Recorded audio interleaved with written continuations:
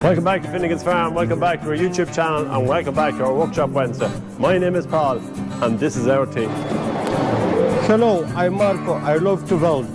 This is Bruce, this is Blake, them is two best to do. Hello, I'm Mick and I'm the mechanic. Hello, I'm Kaylem Russell, I'm the other mechanic. Hello, I'm Sean, I'm the new apprentice mechanic. Don't forget to like, subscribe to the videos and comment what you want. Just put it in the comments list and we'll get back. So in for repair today we have our John Deere 6910, we have our NC brusher.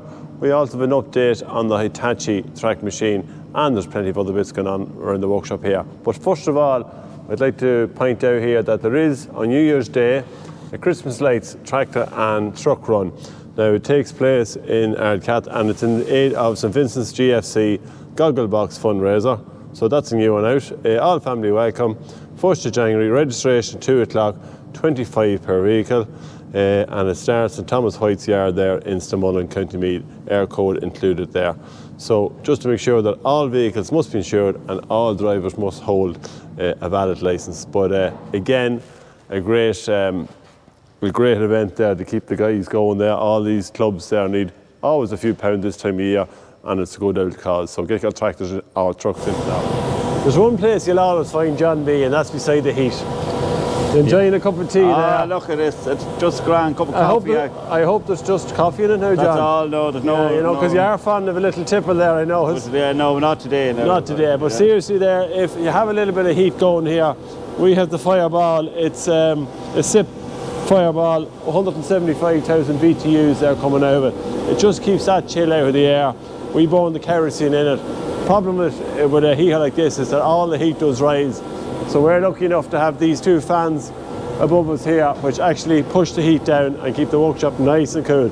So I say John could be here for a long time yet with the sound of that. Oh yeah, just go ahead there, you just go on ahead and do a bit of work there.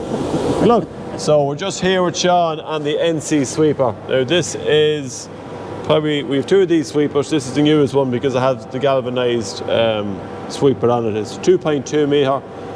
Problem we were having was that, well, it wasn't a problem, it was just that the brushes had worn, hadn't it, Sean? Yeah, fairly worn. And yeah. You had got great wear out of these, Sean, oh, haven't you? Jeez, yeah. I wonder who was sweeping with that. Must have been Cahill, maybe, was it? John B, maybe. Oh, John B, yeah. But anyway, John B got the best out of these brushes. Now, the brushes themselves, it's not a big job to do it. We took off the bearings. We probably put 2 new bearings. Have you new ones for each side of it? Yeah, there's new ones for each side of it. I think they're the UC 208 or something like that, haven't they? So, as you can see, we have bearings to put in here, put 2 new housings along with that. That one must have got cracked pulling a half. Yeah, yes. You pull 2 sides of there, it's just went. Just, yeah, well look, that's going to happen. Yeah. Sometimes what can happen, these brushes or these sweepers, is that even in here, the last time we actually wore it down too far and we had to replace the centre shaft because all those bars there that actually take up the drive, they were all cracked and broken. But this time, at least we changed it in time. Yeah. Little bit of a sequence and putting that together. There is, yeah, you have to wee gaps, see the way the gaps are. The first time I made the mistakes with it, I had them all close together. So you ended up with them all on one? Yeah, and there was about that much of a gap that it was at the end. I was thinking it wasn't enough, but next to Kaylem movement says there has to be gaps. Yeah, so you have a nylon and then you have a wire, a nylon, a wire, and that's the way that's the formation of them there, just to keep the wearing of the brush there from keeping it from wearing too far. But yeah, look, you learned this time, it won't happen again. No, it won't happen again, no. Good man. So yeah, look, we're going to get the brush back into it. Another thing to know was on it here, Sean, wasn't it? We were looking at the bucket's always tilting down. I'd say it's because the brush is so wore out. The cutting edge is always going to be hard on a brush like this because the nature of the bucket is that the bucket is always tilted down when we're reversing the stuff into it. Yeah. And as you can see here, we have a nice little bit of wear coming on it. Now, we're not going to let that go any further because it's onto the corner of the bucket itself. So again, it's a job for Marco, would say, isn't it? Yeah, I'd say so, Marco. Say he'd be delighted with that. Yeah. So that's probably going to be his 3rd bucket this year anyway, to put a new cutting edge on it. But there's plenty of meat there on the back of it, but on the front of it, unfortunately, there it's starting to wear down. So we're going to look at. We'll probably do that. Probably we'll leave it till after Christmas anyway, and we'll get that on. But as regards the brusher there, very handy piece of equipment to have her in the yard. You know, because you know yourself, there's always lads going in and out here with trailers and the yard gets dirty, and it's just simple there to hook it up onto, especially on the little small monitor there.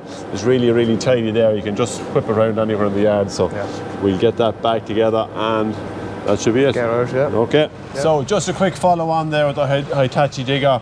We have taken all the rams off it. So we have the 3 main rams, dipper armed, all the ones there for the extending out or for the tilt in and out. We have the 3 rams off it, and we'll show you the rams there now. But what we did notice is the pins there, Sean. They're fairly worn now. They're fairly worn. Well, some of them are definitely well worn there now.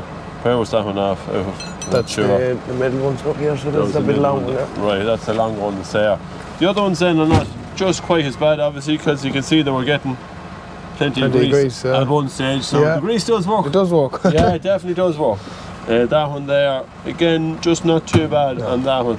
But these 2 are definitely well worn. You can see the track mark on that one there, and yeah, look at.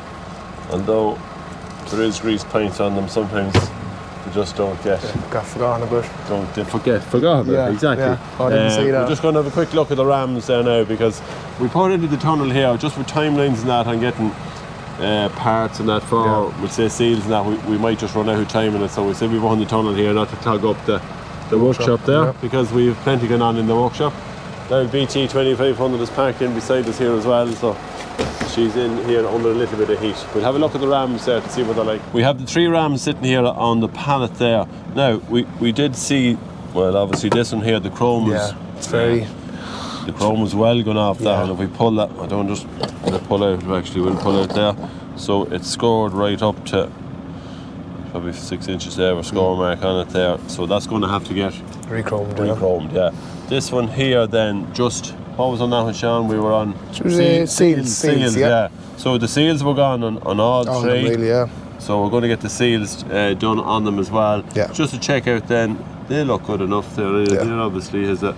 Got plenty of grease on now. Yeah, that one got plenty of grease. And then just check out how grease and pints here on the back of them, but they look to be all good. Yeah. And the bushings in them look quite good as well, because you can feel it. There is no obvious marks on it inside, so they do look alright. So look, it's just one of those things there. We need to get them split open, and we need to get a new rod for this one here, because the chrome is completely gone off it. So that's the update on the Hitachi. So last week we had our 6910 in, and the tray had completely disintegrated on it, obviously because the lead had overcharged at some stage. And anyway, between one thing and another, we looked at probably making one, and we had marker there looking.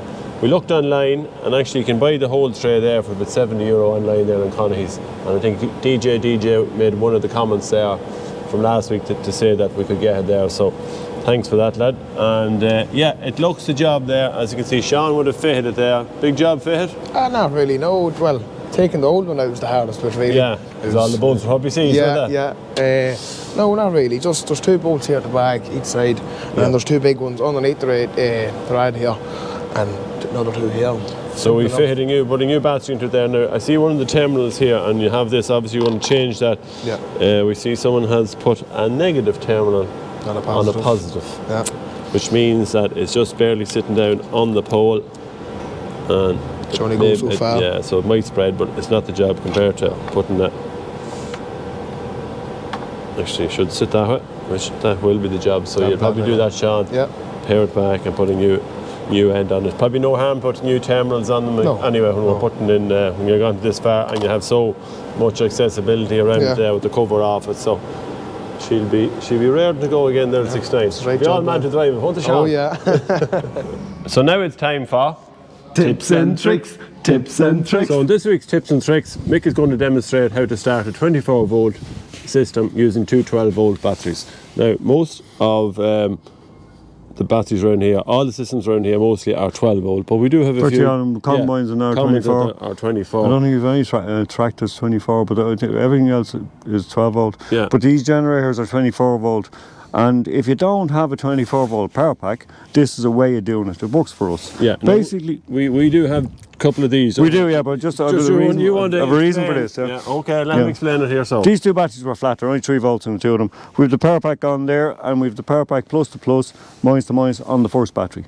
Then on the second battery, I have a forklift here, DU, and I have the plus on the plus and the minus on the minus. With 24-volt system, you're linked in series where your plus is here, your minus is here, and your minus is connected to the plus of the second battery, and the earth then is, it looks like it's onto the starter there, but it's on the body of the starter, not the solenoid terminal.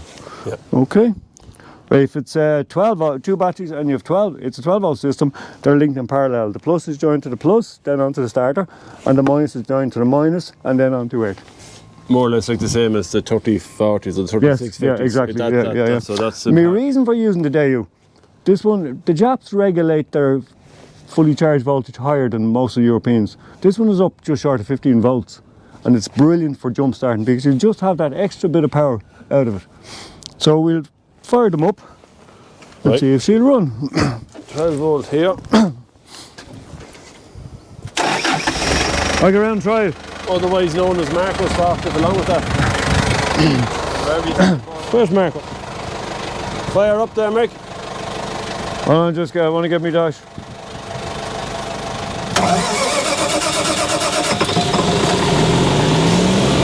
There we go.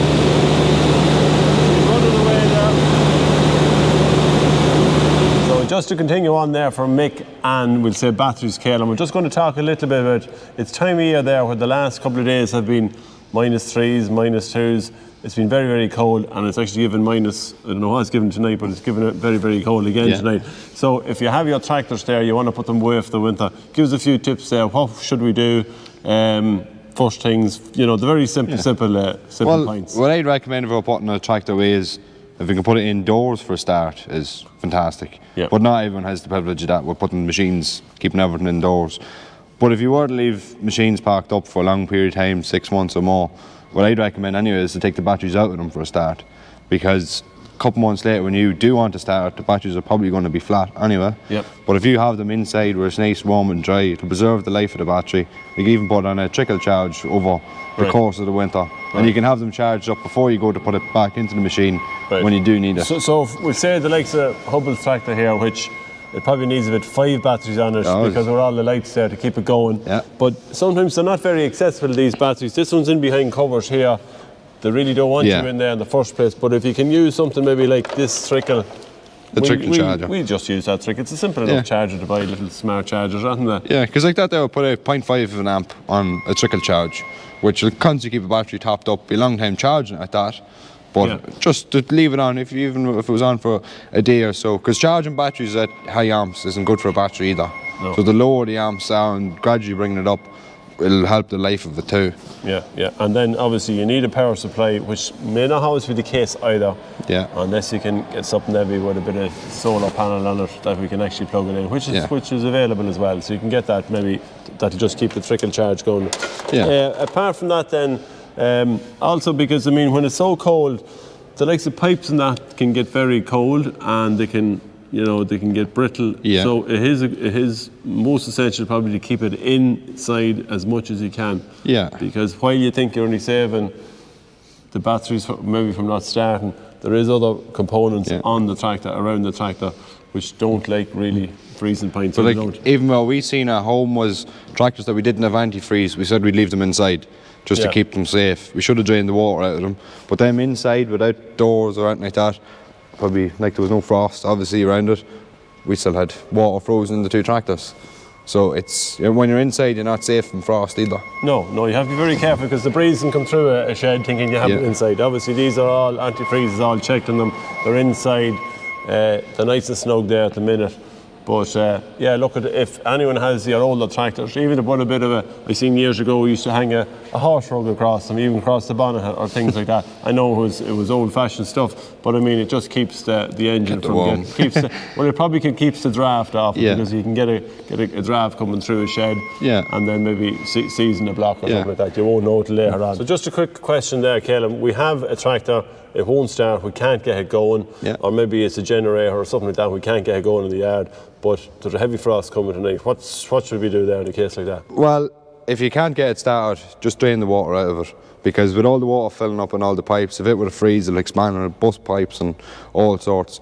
But if there's no water in it, it can't expand enough. It will freeze alright, but it won't freeze to the point where it'll start busting pipes. So generally and the bottom of a little rad, you'll have a bung there that you can just twist it and she'll drain it out. Yeah, the bottom of the radiator or the side of the engine block, there's more than one way you can drain water out of machines. Because you have to get the antifreeze into it, you have to get it circulating and get it moving, but if you can't do it, just drain it out, forget about it. Okay, so that's it for this week's tips and tricks. We're just going to head over to Mick there, who's searching for Mick's mystery tool. God knows why he has info store for us this week. So we'll head over, Kaylem. So the answer to last week's Mick's mystery tool was, in fact, a terminal pole cleaner. A very, very useful tool to have. A couple of correct, well, we did a lot of correct answers come in here. We had Rokershaw, Keane Carthy, DIY Creation. So well done, lads. Best comment came in from Declan Feeney, who spotted Mick out and about on the town. Now, legitimately, he says, buying Christmas presents. I was on annual leave with my wife. Yeah, so he's buying the Christmas present for the wife. Maybe you're buying one for me too, Mick, will you? Yeah, some hope, I'd say, anyway. Anyway, this is the battery pole cleaner here. Way with you, Mick, there. Show them how it works and how useful it is. I'll leave that closed for so otherwise I cut the fingers off myself. Put it on it. You can only turn it the one way, whatever way the wires are in it. And there you go. Nice and clean. And then for a terminal, I have one here, so where to put it? We have it here. There's a dirty one there. It's not overly, but just put it into it, clean it, and there you go. Far better than sandpaper. Very hard to get the whole way around. Okay, on that type of one you get it handy, but you know the recess poles in the casings. That's it. Any other use for Mick then? Just one chap mentioned about cleaning the terminals on. I presume it's the live and usable earth pole on the John Deere's. You know, we have the brass fittings and they corrode very quickly. Obviously, if you're fertilising that around it, anything that way. It's a wire brush as such. Yeah, no. and they're stainless for like €3, I think. Yeah, you couldn't go too far wrong, could you? No. Very handy to have in anyone's toolbox. Yep. Anyway, Mick, let's move on then. So, this week's Mick's mystery tool is, what have we got Thanks here, to Alan Dennis from thanks Snap Alan On. Dennis. Actually, thanks to Alan there. I got my new hat here. Yeah, with Snap On and Snap Off, plus a mug and a biro. And a biro, yeah, so we can't go. Thanks, Alan, for that anyway. Now, so this is this week's mystery tool. Tricky one. So, best of luck, lads. First 3 correct answers will be on the board next week. So, get them in early, get the thinking caps on. Best of luck. So that's it for this week's Workshop Wednesday. It's from a very cold Workshop Wednesday here too. Temperatures have been very, very cold this last few days. I hope you are all in there enjoying a cup of tea there, feet up watching this. But yeah, look don't forget to like, subscribe to the videos there, comment what you want, and we will get back to you now. So from everybody here at Finnegan's Farm, we'll talk to you all next Wednesday.